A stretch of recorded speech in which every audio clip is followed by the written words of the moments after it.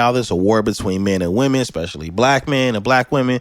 But let's hold on for a minute. Let's pump brakes for a minute and just look at some other details that I think we fail to look at when it's time to really have these discussions.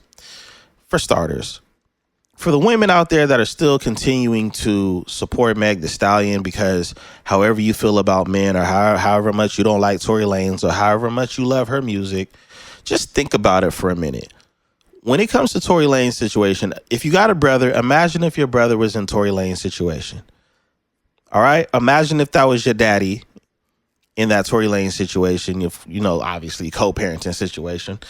But imagine if that was somebody important, your favorite male best friend that's in the Tory Lanez situation. They already had evidence. For y'all that don't know or didn't really follow the trial, there was 0.01 chance that he had DNA on that gun from whatever they found out in forensics. That's how much DNA would have been in the gun or how much was on the gun.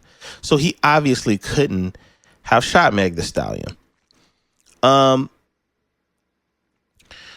On top of that, there was an argument and an altercation. And when you listen to the story, it sounds like something off Boondocks. They leave Kylie Jenner's house because they're beefing. And then what ends up happening is they get into an argument. And after they get into an argument, Tory Lanez pulls a gun out because she gets out the car and hits her with the Wild Wild West dance be dance. Come on, y'all. Now, apparently, there's some ring door footage that's critical to the case that'll prove that Tory Lanez never did it. Of course, that most people believe that Meg Thee Stallion's friend Kelsey was the one that did it. Those two were arguing, and that was the theory story. Those two were arguing over Tory because they found out that he was messing with both of them. So now they both mad that Leprechaun in the Hood was knocking them both down.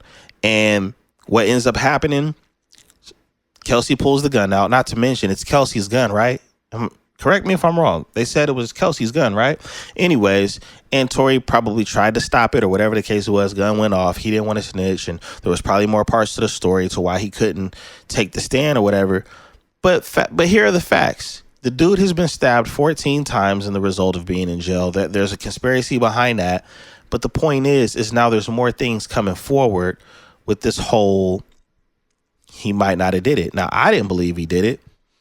Meg Thee Stallion was lying too many times, and all that crying she was doing on a Gayle King interview, and I don't think I seen one tear go past the tear duct. I don't even know if the eyes was watering.